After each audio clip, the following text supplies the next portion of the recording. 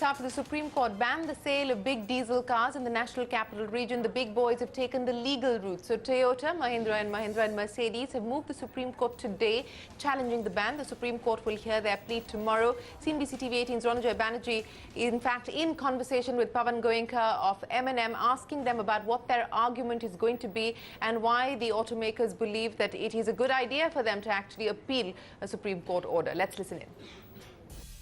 Not the first time that there is a regulation or a Supreme Court order that is adverse for Mahindra. We have risen above it and we'll do it again. So we'll find a solution. I'm not going to lose sleep over it. You have, in fact, just today itself, along with Toyota, Mercedes-Benz, Tata Motors, you've come together and you filed a plea in the Supreme Court. What's your concern, sir, that you're trying to essentially bring to light the fact that by doing this, pollution, which is the main reason for banning diesel vehicles, will not be, that motive, that goal will not be achieved?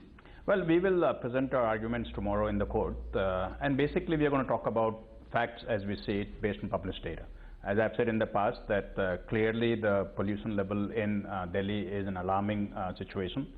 Clearly something has to be done, and clearly this will not happen without pain. Everybody will have to sustain some pain in doing so. All that we want to make sure is that the Honorable Supreme Court has all the facts in front of them before they go beyond the interim order and decide what is a longer-term solution for the air quality in Mumbai and in Delhi. So you're keeping your fingers crossed, sir, in terms of that you are hopeful then that whatever decision that the court arrives at will take into account the entire fact sheet. I'm sure the courts would. That interim order was done based on a fairly limited argument by a couple of councils, including SIAM, of course. But now there will be a much wider presentation by many auto companies and by SIAM, and therefore the courts would take all the facts into consideration before deciding on what next.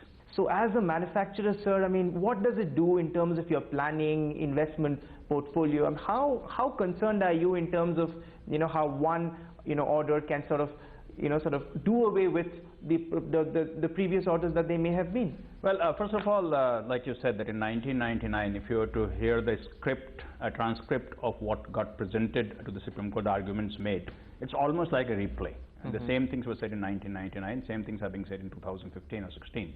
And the Supreme Court decision at that time, as you have pointed out, was to say that don't differentiate between a fuel.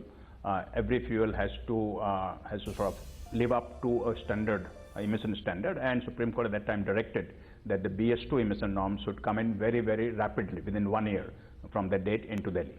And that obviously helped to speed up the emission norms coming into India. And we have gone on that pace quite well from BS2 to BS3 to BS4.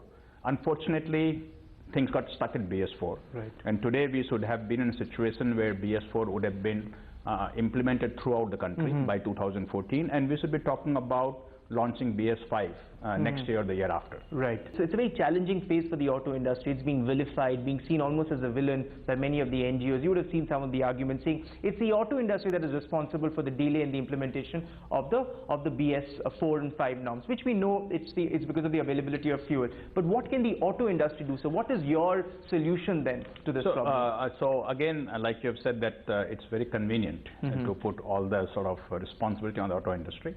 And I personally consider, and of course I'm biased, and therefore whatever I say will be sort of taken down. With a pinch of salt, a handful of salt. Yes. And I'm biased, undoubtedly. But again, the facts speak for themselves.